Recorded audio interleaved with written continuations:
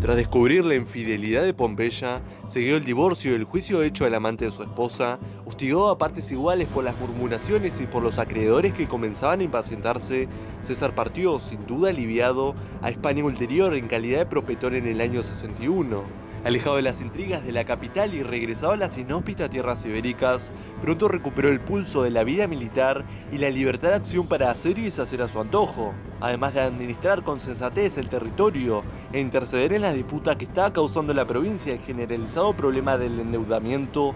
Apenas llegó, César reclutó nuevas tropas hasta aumentar en un 50% el contingente romano. Así reforzado, no tardó nada en lanzarse contra los beligerantes lusitanos, a los que desalojó de la meseta y persiguió hasta la misma costa atlántica, cosechando una victoria tras otra, lo que le granjearía la concesión de un triunfo a su regreso a Roma.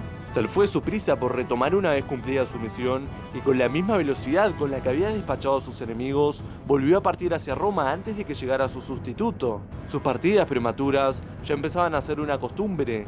Cumplido un objetivo, su ambición lo aguijoneaba siempre para partir hacia el siguiente.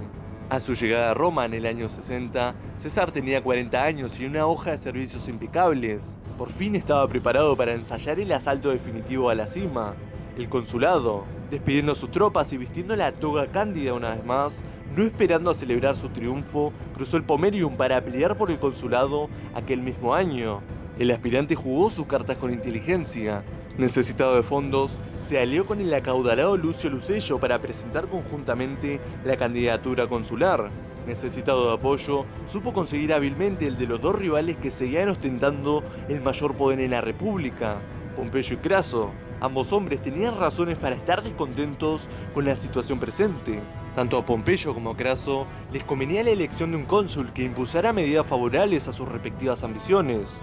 Por su parte, César precisaba un apoyo sólido que no solo garantizase su elección y su gobierno, sino también la asignación de un destino ulterior en provincias que ofreciera perspectiva de incrementar su prestigio y su maltrecho peculio. Fue así como el mayor general de Roma, el hombre más rico y uno de los senadores con mayor proyección, conformaron la alianza informal que dio en llamarse el primer triunvirato, el cual tomó verdadero cuerpo cuando César reforzó su posición ganando las elecciones consulares. A partir de entonces, nada podía hacerse en la República que molestase a alguno de los tres hombres. Con todo, César habría de contar con la oposición frontal de su colega consular, Bíbulo y la de Catón. César elaboró en tiempo récord una nueva ley agraria bien construida que recogía la distribución de tierras a los soldados de Pompeyo. Su aprobación, como era de esperar, fue tumultuosa. César terminaría perdiendo la paciencia cuando Catón volvió a dar discurso tras discurso para impedir la aprobación de la ley, al punto que ordenó sacarlo del Senado y encerrarlo en prisión, aunque tuvo que liberarlo al poco tiempo. Cuando César, que contaba con el apoyo popular además del de Pompeyo y Craso, esquivó el Senado y remitió a la asamblea tribal la decisión final, Catón y Bíbulo trataron de impedir físicamente la votación. Durante los altercados que se produjeron, el cónsul conservador acabó con un cesto de estiércol encima de la cabeza. Tras los incidentes y la consiguiente aprobación de la ley, Bíbulo se retiró indignado a su casa y no volvería a aparecer por el Senado el resto del año. Con el camino libre, César aprobó leyes que ratificaron la reorganización de las provincias de Oriente llevada a cabo por Pompeyo, así como la condonación de un tercio de la deuda de los publicani. Satisfacía así su parte del acuerdo con sus aliados. También llevó adelante una ley encomiable que regulaba la conducta de los gobernadores provinciales, para poner freno a sus desmanes que Cicerón calificaría de excelente y que perviviría hasta la época bizantina. Para sorpresa e irritación de algunos, aquella revista popular daba muestra de ser un legislador sensato. Dispuestas a esas medidas, César contrajo matrimonio con Calpurnia, la hija de Lucio Calpurnio Pisón, el nuevo candidato consular apoyado por los triunviros, con el objetivo de garantizar la pervivencia de su labor durante el siguiente mandato, como así fue. Ese mismo año, su hija Julia contrajo matrimonio con Pompeyo. Los intereses de César no quedaron a su vez sin correspondencia. Gracias al apoyo de sus aliados, obtuvo como procónsul un mandato especial de 5 años sobre Iliria y la Galia Cisalpina, provincias a las que se añadiría finalmente la Galia Transalpina. Prueba de la satisfacción de César con la asignación es la declaración que hizo por entonces en el Senado, afirmando que como había conseguido imponer sus deseos, a pesar de la oposición y los lamentos de sus adversarios, a partir de entonces marcharía sobre sus cabezas. César permaneció algunos meses en Roma, con el fin de vigilar cómo evolucionaban los acontecimientos, pero llegó el mes de marzo, no pudo demorar por más tiempo su partida. Noticias urgentes llegadas de Galia reclamaban su presencia inmediata. Los helvecios, un pueblo fiero y belicoso que habitaba en las regiones montañosas de la actual Suiza, habían comenzado a reunirse por decenas de millares a orillas del Ródano y se preparaban para cruzar el río y penetrar en territorio galo con claras intenciones de asentarse en él. Aquella migración masiva suponía una amenaza para la ya de por sí delicada estabilidad tribal de la zona, y por lo tanto una potencial fuente de problemas para Roma, pero también una temprana oportunidad de lucimiento para el nuevo procónsul en su recién asignada provincia. El territorio galo era un conglomerado de tribus que compartían costumbres, dioses y en ocasiones también dialecto, pero cuyas alianzas y enemistades eran cambiantes y estaban solo parcialmente sometidas al poder de Roma. Ese era, a grandes rasgos, el vasto y salvaje territorio en el que pasaría los siguientes 9 años de su vida. Avisado de la inminente migración helvética, César entró en su provincia como una exhalación y, con su habitual celeridad, se plantó en Génova, la actual Ginebra, en pocos días, cubriendo al galope casi 150 kilómetros por jornada. Una vez allí, evaluó la situación con presteza y ordenó primeramente destruir el principal puente que cruzaba el río.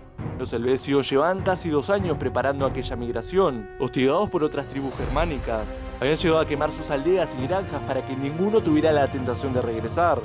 Una embajada tribal solicitó permiso para cruzar el Ródano y adentrarse en territorio galo. César, decidido a ganar tiempo, les dijo a los emisarios que regresaran en 2 semanas para darles una respuesta definitiva. En ese lapso, ordenó levantar una impresionante línea defensiva de 30 kilómetros a lo largo del río. También comenzó a reclutar tropas por propia iniciativa, a pesar de no tener la autorización del Senado. Armada la defensa del Ródano, cuando regresó la embajada negó su permiso a los helvecios para cruzarlo y atravesar la provincia. Sin posibilidad de dar marcha atrás, estos comenzaron a buscar una ruta alternativa. Por su parte, César tenía poco margen para reunir un contingente que hiciera frente a un enemigo tan numeroso. Las legiones romanas eran una máquina bélica de una disciplina y precisión sin igual. César viajó a las Galias con media docena. Contaba, por tanto, con unos 30.000 efectivos a los que había que añadir otros 4.000 de caballería, además de los auxilia, tropas de apoyo extranjeras que debían igualar en número a los legionarios. Al frente de aquel contingente, avanzó hacia el norte hasta dar con los helvecios a la altura del Saona, un afluente por donde estos habían estado cruzando durante varios días en grupos desordenados. Tras varias jornadas de seguimiento y algunas escaramuzas, César decidió retroceder para reabastecerse. Los helvecios, que interpretaron aquel repliegue como una señal de debilidad, se lanzaron en persecución de los romanos. Viendo al fin la oportunidad de enfrentarlos en campo abierto, César desplegó sus fuerzas en una colina cercana en la tradicional formación de triplex acies, una línea triple que disponía 4 cohortes en la línea de frente y 3 en la segunda y la tercera, de modo que hubiera refrescos en todo momento. Aquella era la primera batalla que el procónsul iba a librar al frente de sus tropas, algunas recién reclutadas, y César tuvo un gesto tan admirable como arriesgado. Desmontándose de su caballo, lo envió a la retaguardia para que, siendo igual el peligro para todos, nadie esperase huir, y se unió en las primeras filas de sus tropas. La batalla fue cruenta y reñida, pero al caer la noche, los romanos lograron alcanzar el campamento helvecio, haciendo huir a muchos y masacrando al resto de su desordenada retirada. Con el que fue otro gesto intencionado con sus tropas, César detuvo la persecución y permaneció 3 días acampado para que sus muertos y heridos pudieran recibir el trato y cuidado apropiados. Aplastados, los helvecios se rindieron sin condiciones y los pocos que no fueron muertos o esclavizados emprendieron el regreso.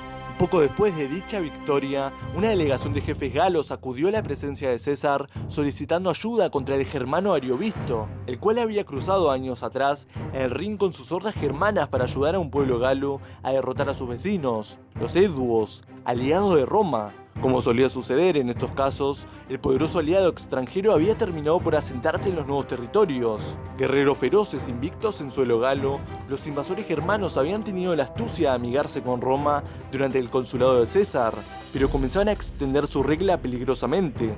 César no podía desoír la petición de ayuda de las tribus galas aliadas de Roma, pues la única contraprestación que éstas recibían a cambio de las obligaciones de su sometimiento era la protección en caso de agresión.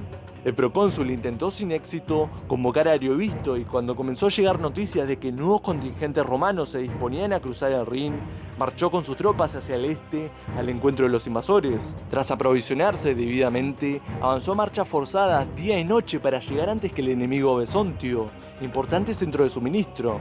Allí, sin embargo, mientras las tropas aguardaban la llegada del enemigo, con la inactividad comenzó a cundir el desánimo. Los mercaderes locales hablaban de la corpulencia de los guerreros germanos, de su terrible aspecto y su destreza en el combate. El miedo terminó por apoderarse de los soldados, incluidos los propios mandos.